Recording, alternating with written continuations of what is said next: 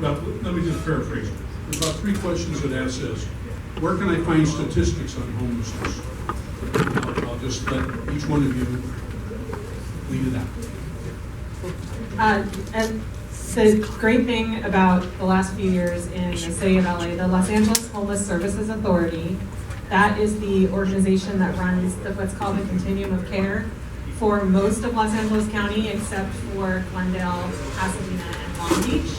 They do a count every year now. It used to be every 2 years. Now they do a count every year, and they count every census tract in the county, which is, I used to work for the city up until 2010, and then I moved to Washington, D.C. to work for HUD, and I came back, and when I left, they were sampling, so they weren't doing all of the census tracts in the county. Now they're counting every single tract, which is amazing progress, and they're doing it every year. So if you go to Los Angeles Homeless Services, it's LAHSA, LAHSA.org, their website. They have the count data for all of the historic counts. The most recent count was that they have the data for is 2016. The count for 2017, that first batch or first round of data, I believe is going to be made public in May. So in about a month, you'll have the 2017 data. But that provides, and actually I keep the city numbers in my book, but that provides the overall number, what it was last year, and for a number of subpopulations like women, men, chronically homeless, unsheltered, veterans, families, youth, by age group, so it provides a lot of information. That's the best place to go for the local homeless statistics if you're looking for that data. And they provide it over time. Another thing that they've started doing that is just spectacular are these dashboards. They have 2 right now, one for rapid rehousing, which are you familiar with rapid rehousing? So rapid rehousing is something that the city and the county both invested extensively in over the last couple of years. It's short-term rental assistance. So mostly for people who recently have become homeless, to get them into a unit. It's about 6 months. It can be extended for a period of time. There's some case management, but the point is to keep them from staying homeless, getting them into a unit and giving them some support for a little bit of time so that they can take over the rent at the end of the subsidy. And the city and the county both invested heavily in that. And there's some really great, there's a dashboard about rapid rehousing and how many people have been housed over time, over the period of the program. You can change the period of time. It's really amazing what they're doing with this data. And the other one is for the winter shelter program.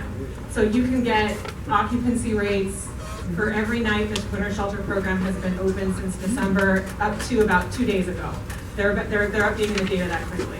And it's a really amazing resource if you're interested in that sort of thing. And they're developing other dashboards as well. So the LAHSA is your best resource for homeless data. Thank you. I think that was a perfect answer, and LAHSA.org is the perfect website.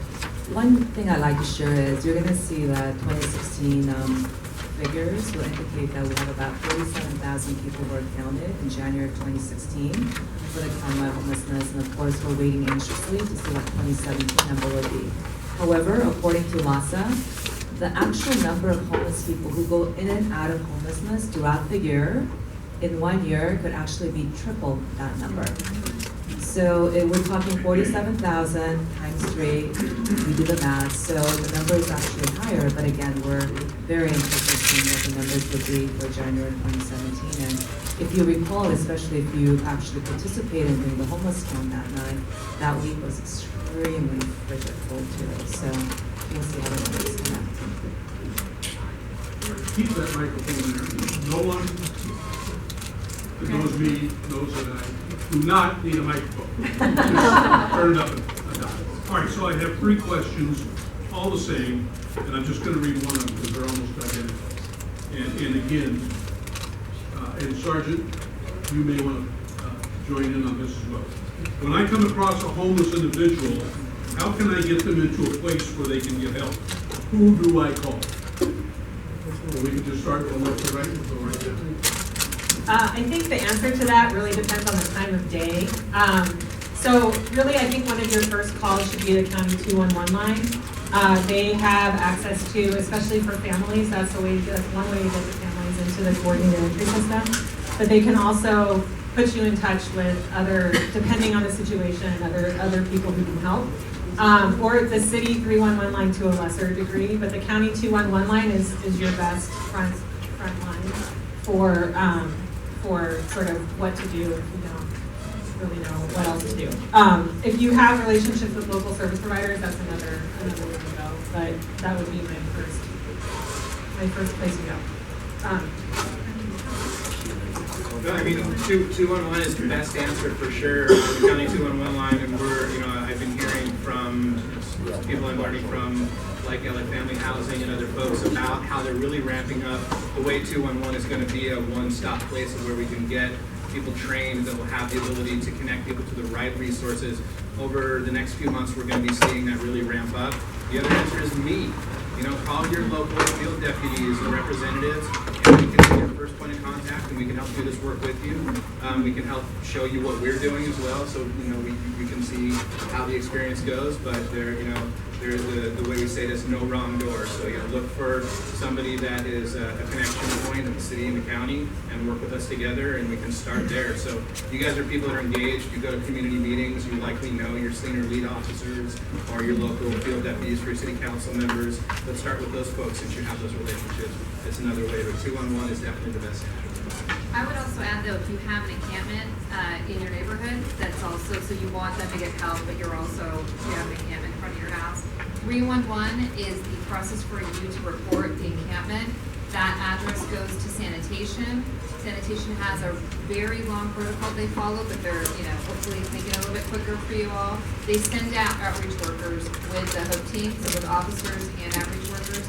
The outreach workers usually go out more than law enforcement does in this case. So it is a little bit, they'll get services, offered services that way as well from LASA workers or from any other contracted workers that are working with the HOPE team at that time. 311 is supposed to, once you report, is supposed to send you back an email showing you that either the encampment was clean, if there was something happened, or something like that. If there's an issue with that, you should definitely call your council office because they also have a direct line to communicate with sanitation about those issues. All I can do is echo it. I know we're really, and I know Jennifer can talk about this, we're really big on 211 in Ventura County. We're using that as a port of entry, and obviously we're also fortunate to have the Samaritan Center, and if it's open, to make that phone call and be able to see whether or not the folks at the Samaritan Center can take them and get an intake appointment. One of the things that we're always happy about is that we always can make sure that we can get someone fed, get them clean clothes, and again, get them some level of dignity and at least get them started in the right direction. I would just add one more thing. Oh. I'm sorry. Go ahead. I'm actually good. Okay. So just to add one more thing as well, it's because the LASA emergency response teams are only active, up until 5 o'clock. They're on, I think, Monday through Thursday. The other thing is though, after hours, and if it's an emergency situation, something where you feel you could call LAPD's non-emergency line. LASA has been doing piloting, and very soon I believe they're going to roll it out to all of the HOPE teams. They have been piloting a shelter bed locator as well, and so that pretty soon, starting with the HOPE teams, and I think it's going to expand, they will have access to a tool that allows them to see where the nearest empty shelter bed is, and those shelters should be able to take people, usually after the shuttles have gone. So that's an upcoming way of, again, trying to fully utilize the shelters, but also make sure that there's some resources that are available after hours. We know that's a big hole in the services that we have. Okay, let me go to, Ashley, go ahead, but I want to give you a heads up. You have 3 questions here, they're all different. Okay, I'll ask one other question, so you'll be ready for the lightning round.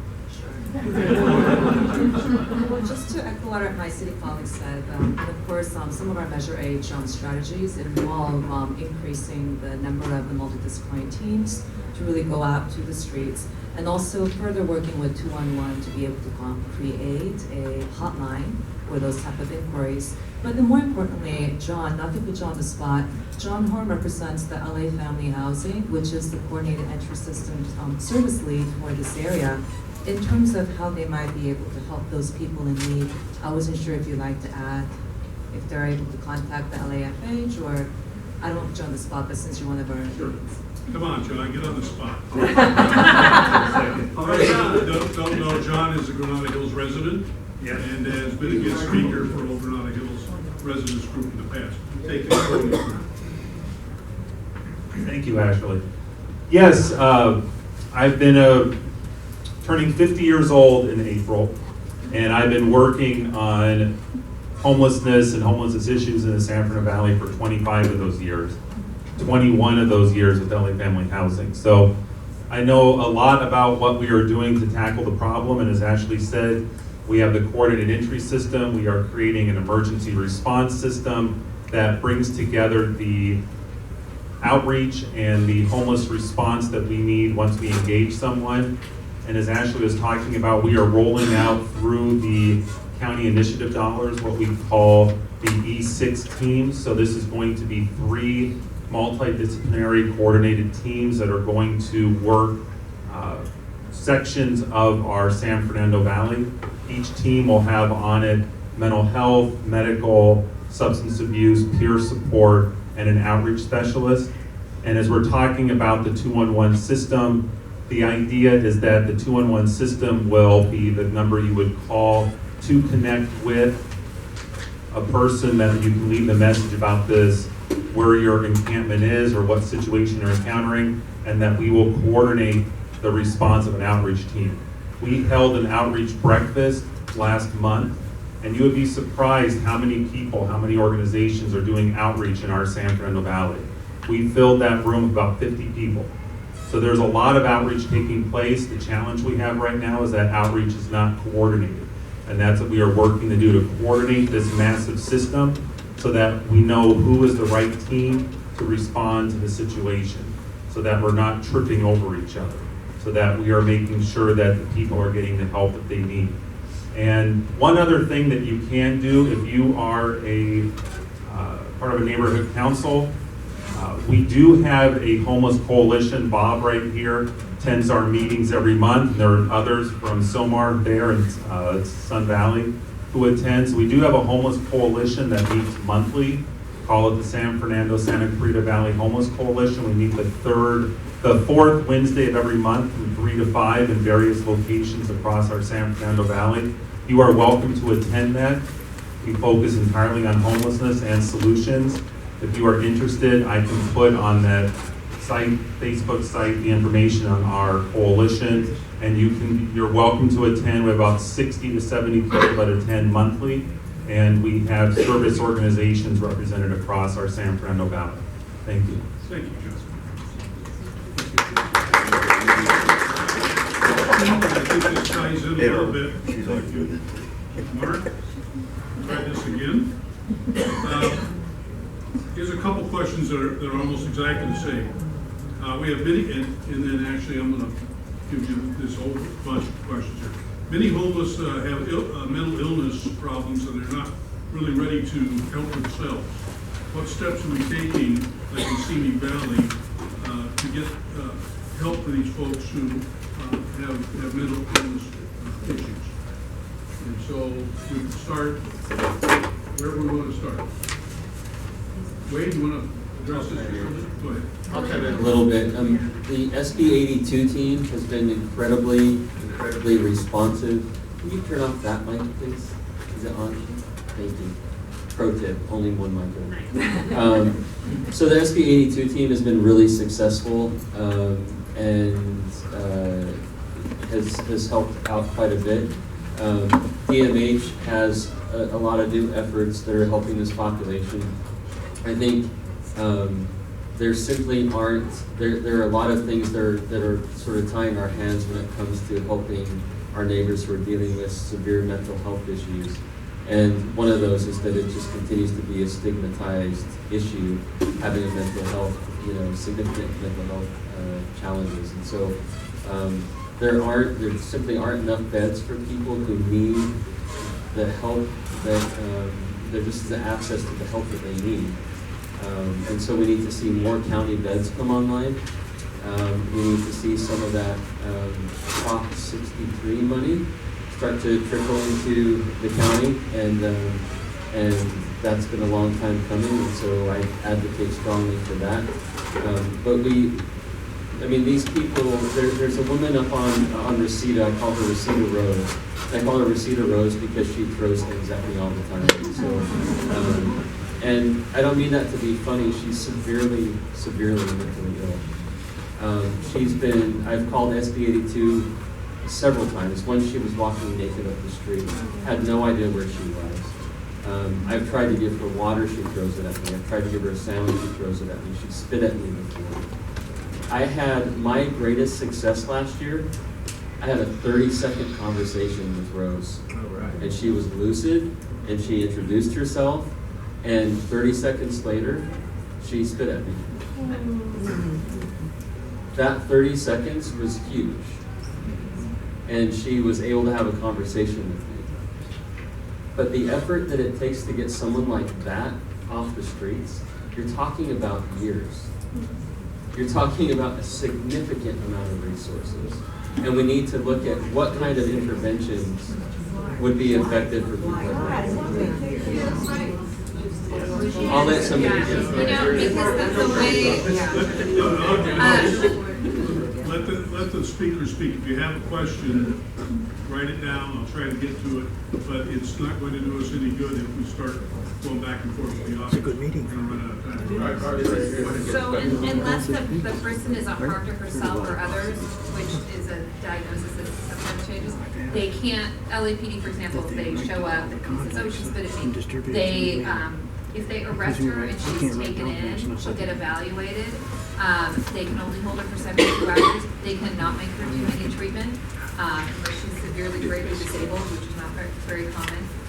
In our cases, which are usually misdemeanors, we get people all the time.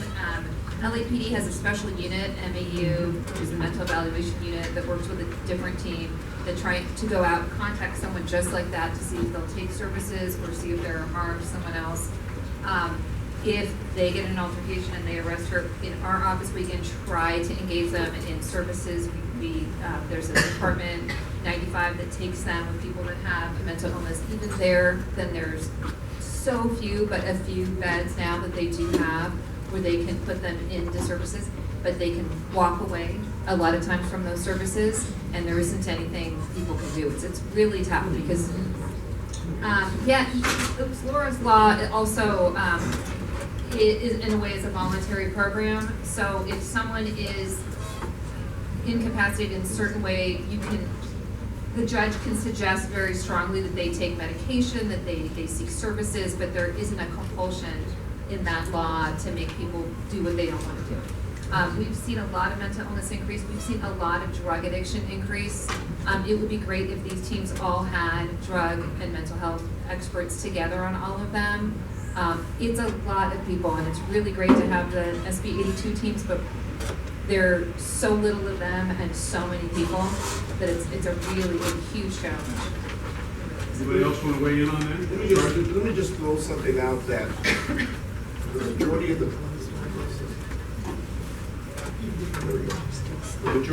people out there that you're seeing that are having a mental health episode do not meet the criteria to be put in involuntary home. The majority of them do not meet the criteria. Are they at that level where they're just below that level where they need help? And do we have to engage them? And, in our county, we have something called RISE. Those are the people that don't meet the level to go on an involuntary hold. And we go out and try to get them to agree to services. The majority of them don't, because you got to remember, they have to be a danger to themselves, a danger to others, or greatly disabled. Someone walking around who just has a mental disorder, we have no right to take those persons and put them on an involuntary hold. It's the way that the system works. That code, that 5150 section, is a huge, huge code, but there's a very, very small piece that allows us to use or put people on involuntary. It's more about treatment and other things. It's not about seizing people's liberty rights. As far as providing more resources and treatment. And somebody asked that question because clearly it's a need, and your instinct was, how come there's not more of that? We also heard a little rumbling when we said, why can't we do more? And that's sort of the way we talk about mental health right now in our society in general, is that there's not enough opportunities and resources for treatment, for preventative, to address it. So as Ashley mentioned before, one of the things you can do is legislative advocacy. This is definitely an area for more need for legislative advocacy, for more opportunities for mental health, for addressing mental health. And while it's not in the question, it's not directly related, I think something that we rarely talk about as well, there's not nearly enough resources. It goes to domestic violence, which is another part of the story of homelessness, and how the cause often, and something that there's also not enough resources, not enough conversation about. Those are things that you can learn more about, of where we're clearly not doing enough, and most people would agree, in ways that we can advocate for. All right, Ashley, if you can grab a microphone. I said there were three, actually one card has 3 questions, so there's actually 5. I'll start with the 3 on the one card. When will Measure H start rapid rehousing? Will it focus on all cities at once, one at a time? And will it help fund all homeless winter shelters into next year shelters? Year-round shelters. Year-round shelters. Thank you. I'm sorry, can we do one at a time? We will do one at a time. You're gonna be here till 9:30. Right back. When will Measure H start the rapid rehousing? Right now, the rapid rehousing strategy is currently being employed at this time, and rapid rehousing program will be further expanded as the Measure H revenues come in on July 1st. So right now, it's taking place at this time, and right now we are working with all the cities who are interested, including City of LA, Redondo Beach, and a slew of others. So all the cities, you're going to have first cohort of cities who are early takers, who take advantage of the partnerships and the credits that they get, whereas we're going to have second cohort and third cohort coming in. But right now, that's the increase. Yes. So, as an advocate for Measure H, and I did a voter registry, we're at 70 and so now they're asking me, you need a date. When are these pods going to be available? When is this housing going to be there? When am I going to have to take you out the street? And I'm like, what do I tell them? I need, like, can you tell me a more specific date when these pods are going to be put up? Well, my question to that is the homeless people who are extremely critical in supporting Measure H, if they've already been connected with our coordinated entry system, because all the assessments and linkages to services and housing go through CES. So that would be a critical step. So has that been done? And if not, is that something that we can do to intervene? I've been seeing pods. Let me finish up with your last question. Will it help fund all the homeless shelters into year-round? So right now, with the exception of the augmented winter shelter sites, the current year-round shelters have been expanded to 24/7 operation, operated by the city as well as the county. And that's actually one of the strategies that's eligible for Measure H funding. And what's going to be critical is that, as many of you guys know, the shelters used to open in the evening, and then people would spend the night, and they would leave the following morning for them to come back again that same day. So in order to enhance and augment our services at the emergency shelter sites, we're now providing a place where people could stay even 6-8 months, so that it could really be a launching location where they could receive all the services and all the engagement and outreach services, so that instead of going back to the streets, they could actually graduate into rapid rehousing and permanent supportive housing and other housing models. So the emergency shelter system is no longer a Band-Aid effect, but really a platform where people could be connected to real services. So the pads that close on March 31st, all the winter shelters that he was talking about, are they just going to close this Thursday, this Friday? So the winter shelters are different than the year-round shelters, because those are only winter shelters in operation during the specific seasons. And I'm not sure. I think the answer is yes. Okay, so let's move on with some other questions. I know you've got other questions. Maybe you talk to But, Ashley for a few well, minutes. How many people are going to be sent home? I can stay after the meeting. So actually, a couple more. One is clarification. Did I hear correctly that there are 7,000 homeless in the valley, but 15,000 requiring residents? That's what it says, required residents. Would you just run over those numbers again? Oh, of course. So in 2015, actually in 2016, the countywide homeless count was about 47,000. And out of that 47,000 homeless count, about 7,094 residents were in SPA 2 in the San Fernando Valley area, which represented 36% increase from the previous year. So I don't think I understand the second part of that. The second part of that question is about the housing inventory. Yeah. Oh, the housing gap analysis. So let me verify that for you.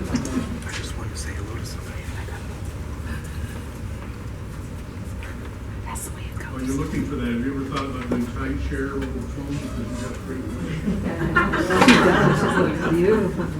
Thank you, but I don't think people like timeshare vendors. And I want to be liked. So the gap analysis, yes, can you repeat that question? Yes, just. How are you? I already threw it away here. Let me re-up it. What is the required residence in the valley? In other words, the number of shelters that are required to house. Sure. So for Santa Clara County, we, in January of 2016, LASA estimates 2,279 emergency shelter units in our county to contribute to combating homelessness. And that's on top of the permanent supportive housing units, rapid rehousing units, and of course, homeless prevention services. Okay, so this folds right into what you just said. And the question is, of the 2,000 shelters, how many are ready now and how many are going to be coming online? And is there a schedule for that? So, yes, there will be more coming in line. This is strategy E8, and you might wonder, what's this E6 that Meg's talking about? What's this E8 that Ashley's talking about? So, 47 strategies approved by the board, February 2016, and out of the 47, 17 are eligible for Measure H revenue, and then we added 4 more. So it's really 21 strategies that's being eligible for Measure H funding, and a part of that is expanding and enhancing even more shelter units. So right now, LASA has proposed, I want to say several thousand additional emergency shelter beds for families, single adults, transitional age youth, and as Kevin said, domestic violence and intimate partners violence victims as well. When is that going to come on board? It will start coming on board later part of this year. Of course, it doesn't. Things do take time, so we are anticipating some wrap-up time. However, since things are being planned right now, we are expecting that those units will start becoming available during the third quarter, slowly, at least, starting from this year. Just to piggyback on that from the city side, so one of the things that the city is doing, I believe it's on the council agenda tomorrow or Wednesday, there's been a proposed modification to the, there's an ordinance that basically where we declare a shelter emergency for the winter shelter every year, and that's what allows these shelters to open by right and not require a planning process so that they can come on board quickly, but only for that period of December through March. The modification to the ordinance would allow us to allow that emergency declaration to remain in place past March. So that will make it a little bit easier to site or open new shelters that could be funded with that E6 money within the city. So that's something that we're doing to try, and it's not necessarily just about funding. We have to also streamline the process, and that's something the city has been working on. And we're going to try to squeeze in 3 more questions here. I'll start with a tough one. In light of, and there's a couple on this, in light of federal budget cuts in areas such as HUD, how will city and county of Los Angeles be impacted in regards to homelessness? You want to start with that? Yeah, I'll kick that one off. So I worked at HUD for 5 years, and so those cuts are, near and dear to my heart in a bad way, I guess. But I think that the thing that is going to be really hard for the city with not just the cuts to the HUD programs, because Measure H and Prop HHH actually kind of inoculate us against that, but it does limit the amount of, so we'll be able to continue to move forward with our programs, but what we can do over and above what we've been doing maybe decrease, because we'll be having, this money can make up for some of that. So I wouldn't say we would be losing ground necessarily, but we may be able to gain less ground depending on what cuts are made where, I think is the real challenge to that. And it's not just the funding at HUD, we're facing some really bleak numbers on the tax credit program, which is also a source of funding for affordable and permanent supportive housing that's going to, limit the number of units or maybe decrease the number of units we can get with Prop HHH. But I think that's the reality we're facing. There's a lot of work being done, at least I know on the city side, to better understand that as we go into the budget process in the next few weeks. Anyone else want to talk about that? Ashley? Definitely, I think there's a lot of concern at multiple levels.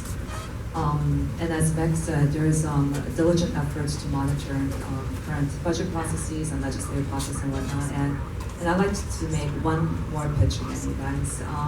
You heard what happened with the Affordable Care Act, right? And that was as a result of all these community members and organizations calling in, right? Because it's not really about ACA, but it's really how to preserve access and quality healthcare services for the people.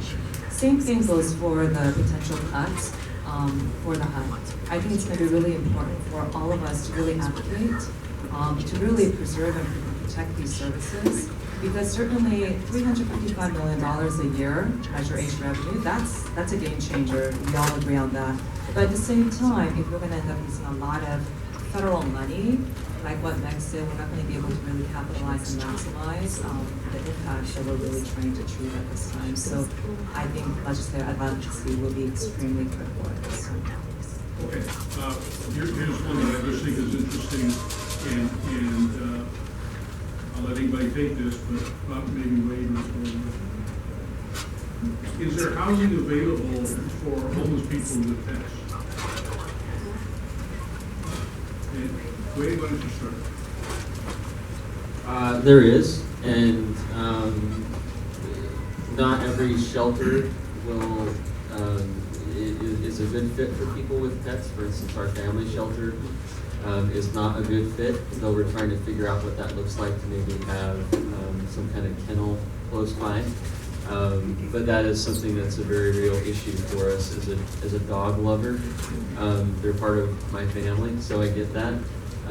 And that's something that I know other shelters do have that availability. But also, I know that for Section 8 vouchers, for people who are getting Section 8 vouchers, and John, you could speak more to this, I think. But I think there are sometimes provisions for people who have pets that are sort of companion pets or therapeutic sort of animals.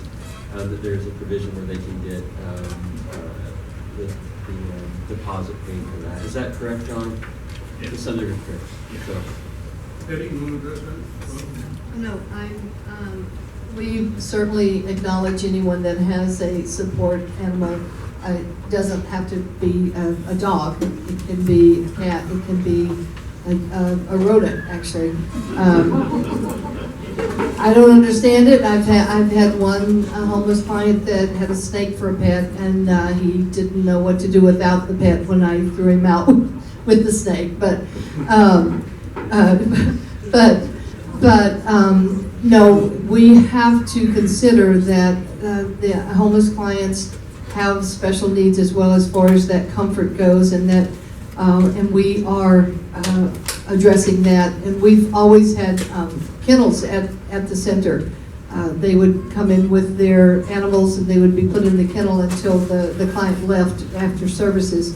But there's also housekeeping that goes along with that as well, and a respect of the property wherever the client allows or brings the animal to be with them during their services. So yes, there are. Okay, that was kind of a wall question, but I thought it was interesting. really quickly, there's a really great program in Portland, Oregon, where I used to live, called Virginia Wolf. And does anyone know about it? Anyone familiar with it? They are, I want to see this in LA, so maybe it'll require a trip to Portland or two, but they provide a kennel service for hundreds of dogs that belong to individuals who are homeless in Portland. And so you can go, let's say you have a medical appointment, you go check your dog in, or your pet, it could be a rat, whatever it might be. But they'll also they'll do a medical checkup on the dog, on the animal, and make sure that they're doing okay, and catch them up on their shots. And it's really a great intervention tool. And I think I mention that because I think it's something we need to take a look at in LA, is that we need to look at some really creative intervention tools. And we keep on doing the same things with increases in homelessness. And I think that we have to sort of blow the ideas out of the water and look at new ways to intervene and get the best minds around it. One thing that LA certainly isn't lacking in is brain trust. And we have so many smart people here, so many brilliant minds, technology companies that can get together and say, hey, have you ever looked at this model? And I think that's what we need to do. Okay, I said 3 more, I'm gonna try to squeeze in 2 more, and specifically for Kevin and Gita, and it deals with the parking, the new parking regulations. And Rick, you're still here, right? Okay, you have one of several questions on this, but I'm rewarding Rick for sticking to the end. Why is my residential neighborhood designated for persons living in their car or RV as opposed to other neighborhoods? So, let's hear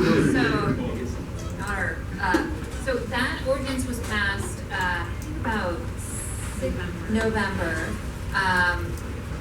It's actually a better question for the council office, but it was passed, and then through planning, they created a map to outline what was a residential area where they could park, the commercial. That's why the signs are, the colors are there. If you've seen the maps.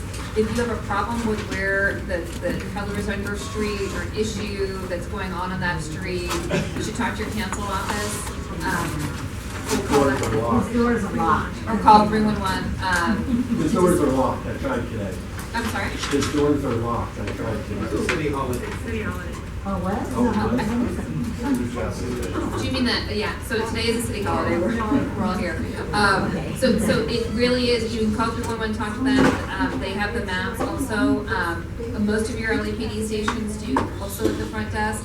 But if there's an issue where for some reason the RV should be parked on your street, if you can't see properly when you're driving, all those sorts of issues with overhang vehicles, you should talk to your council office about that issue.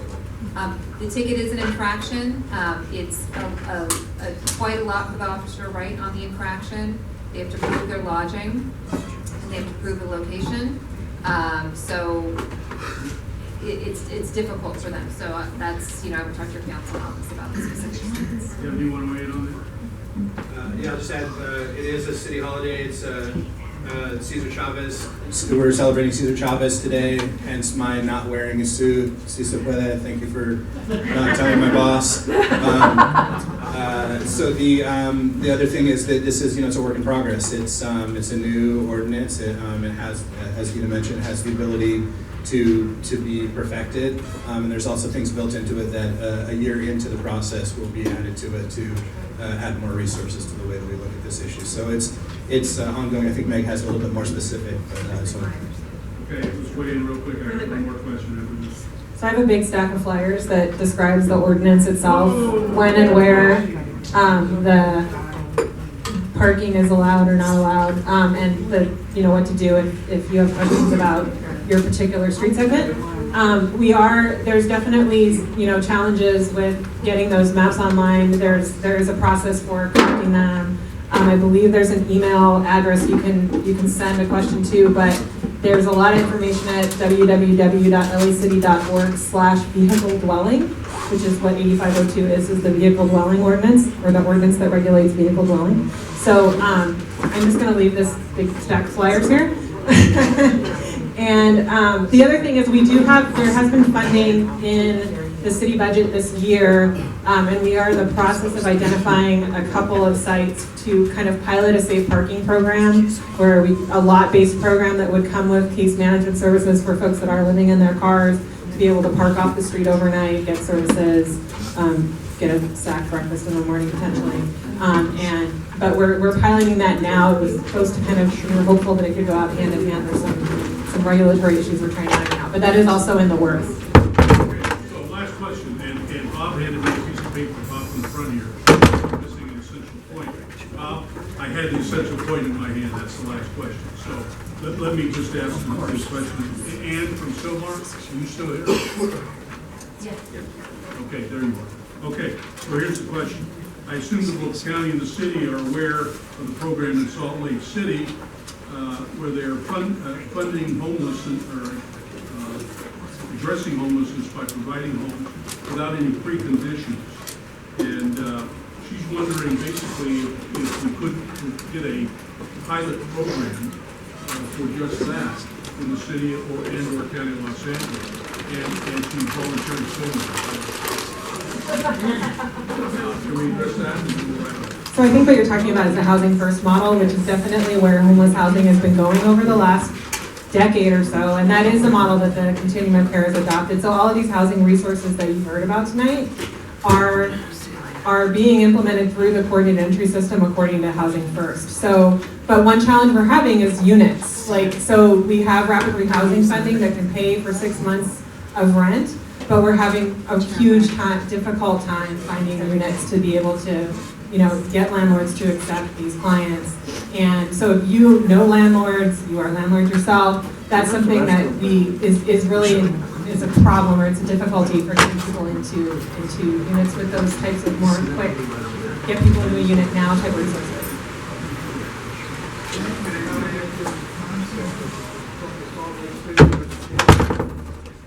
Why is housing first so important?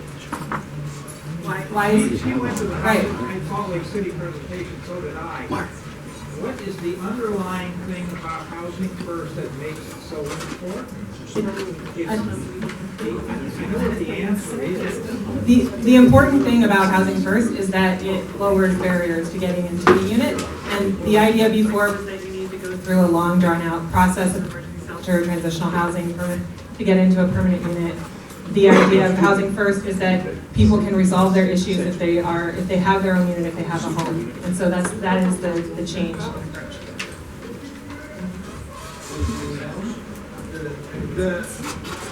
The exciting thing about what we saw in Salt Lake City about the notion of Housing First is it's emblematic of partnership and coordination and agreement among pretty much all levels of government at this point. So the fact that we've zeroed in on something where we can kind of collect our resources and strategy towards one idea, where we know that of all of the money that's being spent, the implementation, 25 years of John Horn's life, all of this work that we're doing to get to this point of where we can really focus and hone ourselves into the idea that we're going to end homelessness comes from this agreed upon notion that being in a home first, being in shelter first, or being housed first is the way to get past the barriers that we need to get everybody all of the other services and all the other opportunities that we need.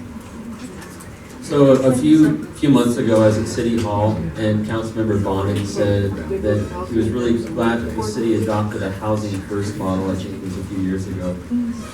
However, we don't have the units, and so what we really have is a sidewalk first model, and that's coming from what Mike Bonnet said, and it's sadly true that what we really do is you hit the sidewalk first before other intervention happens often,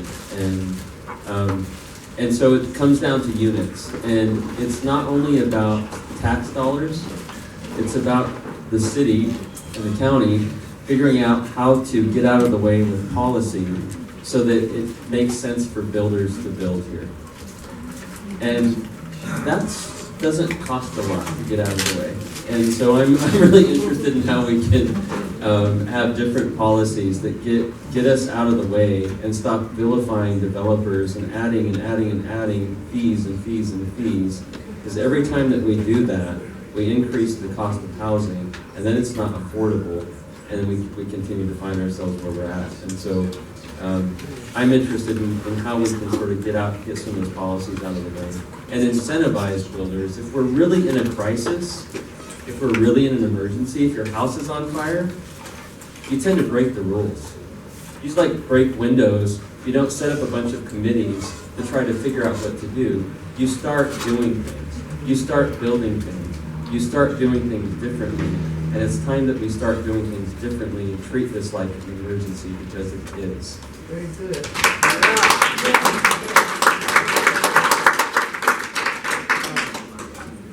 I couldn't agree more. And I think one of the key sets of strategies in the city's homeless strategy are the eight series of strategies that are about land use, and one of them, well, a lot of them anticipate different types of planning and land use current requirements that we could relax to streamline the development, particularly of permanent supportive housing, and I think you're going to start to see proposals around that in the next few months as well. So we're definitely mindful, because if we could take the permanent supportive housing development timeline is currently 3 years. So those units that we just recommended funding for, that's 3 years from you voted to starting to see those units come online. If we could take that down to 1 year, we can definitely make a huge difference in not only getting those units to market, but the cost of getting those units to market. And then perhaps Most importantly, can we do a quick round of applause for Mike Benedetto?